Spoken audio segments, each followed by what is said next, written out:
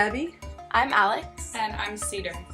And this summer we went to a conference at UMass on permaculture and their permaculture initiative, which they started a few years ago with a lot of help from dining services and a lot of enthusiasm from the student body. Yeah, so permaculture is it's a type of agriculture. It also expands to incorporate other ways of living too, so community building, that kind of thing. But it began as a form of agriculture based around creating sustainable gardens that can somewhat take care of themselves, because the way you're planting things and what you're planting support each other, and they're also productive, so they produce food that can be used by people.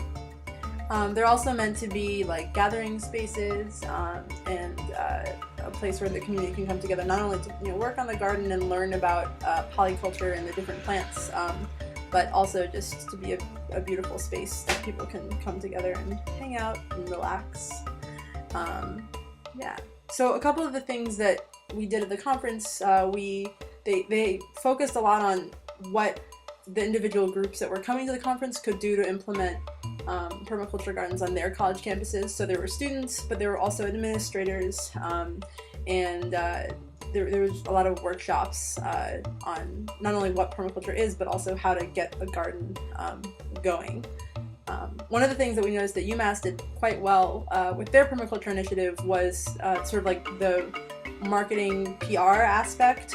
They were very clear about their goals and got the community involved very successfully through making videos and posters and really looking for the community's voice in their project. And yeah, we also see a lot of different permaculture initiatives in colleges throughout the country, and though they're not necessarily as big, they have different focuses.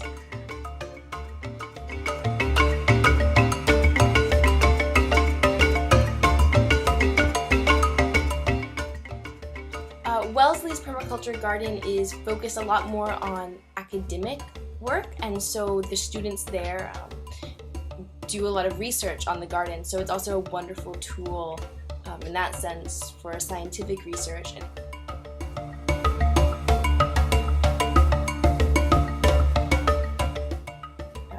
Maybe have a place in the classes at Williams. Yeah, they do a lot of like soil testing, and there's also they've installed a system where community members that come to the garden can use their phones and take pictures of things that they notice about the garden, which is then sent to a collective database that, for example, if there are like beetles on a certain plant or something like that, then so you get a lot of input from the community as well. So it's a learning experience for the students, but also for the community members as well.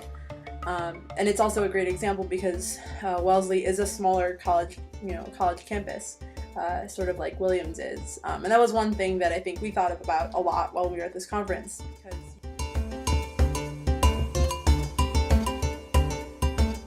UMass is a large land-grant university. They have a farm.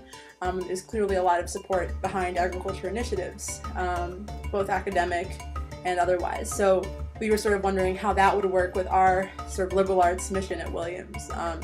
And we came to the conclusion that it really does align quite well.